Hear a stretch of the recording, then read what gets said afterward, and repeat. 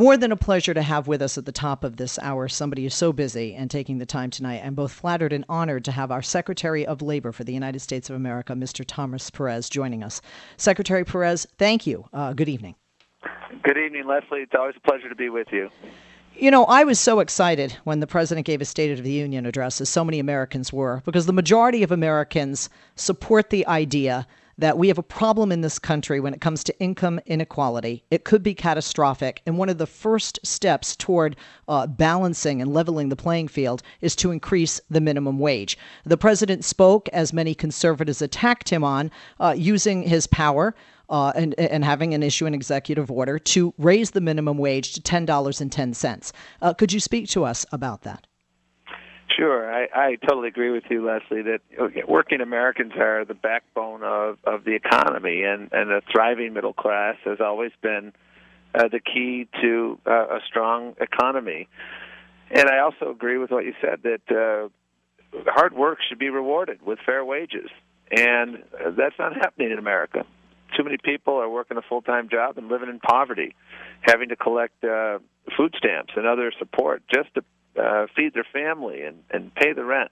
And that's not right. And that's why the president laid out, I think, in very clear and concrete terms, a year of action to create more jobs and grow the economy and expand opportunity. And he noted that wherever he can work with Congress, he's going to try. And I'm actually optimistic about passing immigration reform, for instance.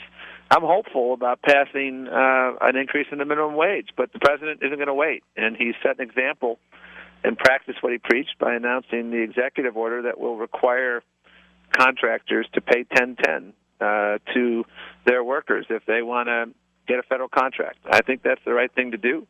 I think it sets an example as we move forward.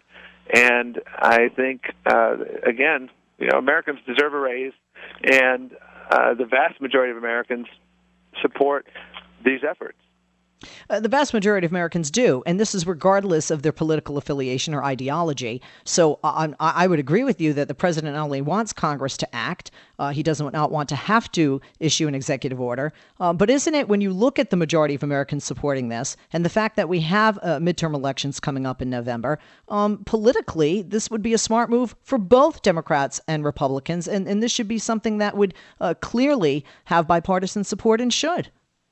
Well, I'll tell you the motivation of the president. It's all about helping people, and it's about helping people who are suffering, who feel like the middle class is slipping away from them, who have watched the purchasing power of their hard-earned dollar go down without a raise. We've seen productivity increase by over 90% since 1979, and wages have increased by roughly 3%.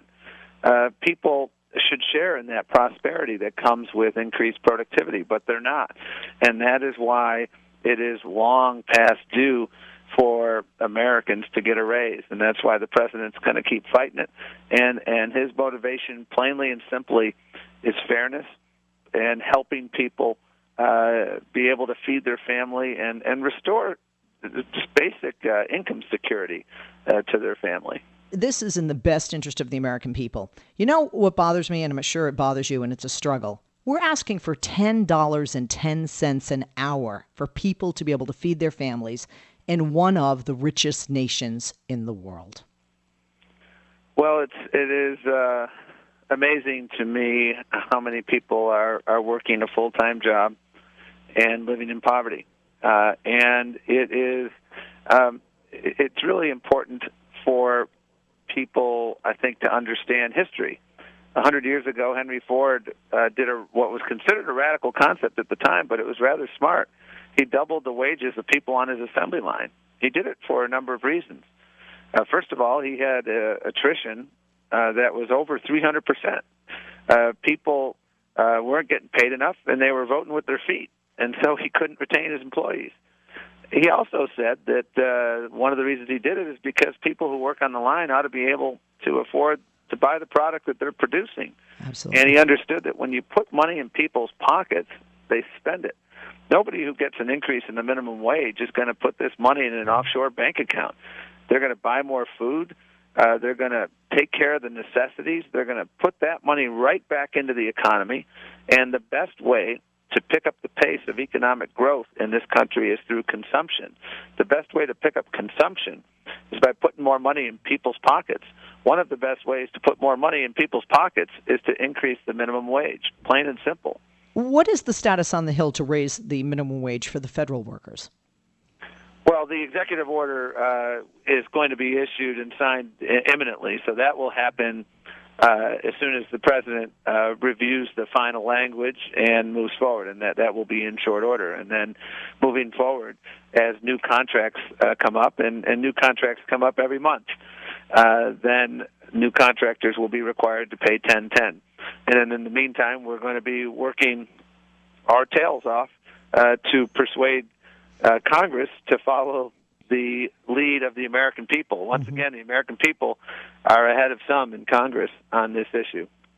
And lastly, another avenue toward our goal to fight this income inequality in this country is to extend unemployment benefits. And I was wondering if you could speak to us about the emergency unemployment compensation.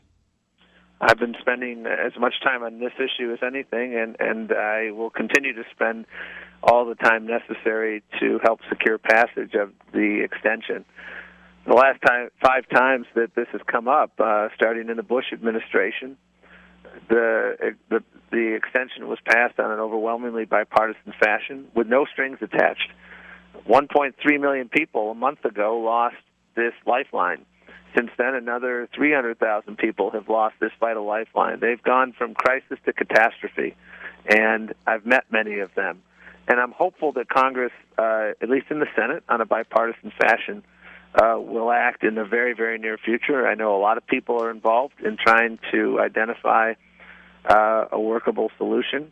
It needs to be done yesterday because people are suffering so badly and so needlessly, and that is something we will continue to work with and work on. And in the meantime, tomorrow the president will be hosting at the White House a summit in which a number of employers will be present, and they will be signing a pledge to take their best efforts and revamp their practices so that they will be able to hire more long-term unemployed. It's very similar to our initiatives in partnership with businesses to hire veterans, and those initiatives have been very, very successful, and I'm hopeful that this will be the same. And again, it's intended to help people and also to shine a light on this critical issue. Not only is an American a daughter of a vet and granddaughter of 2 strong union guys, I have to say, Secretary Perez, you're doing a great job in your position, and we're so glad that you could join us tonight. Thank you for giving the time. I know that you have a lot on your plate, and we appreciate you being with us. Secretary of Labor, Mr. Thomas Perez. Great to be with you.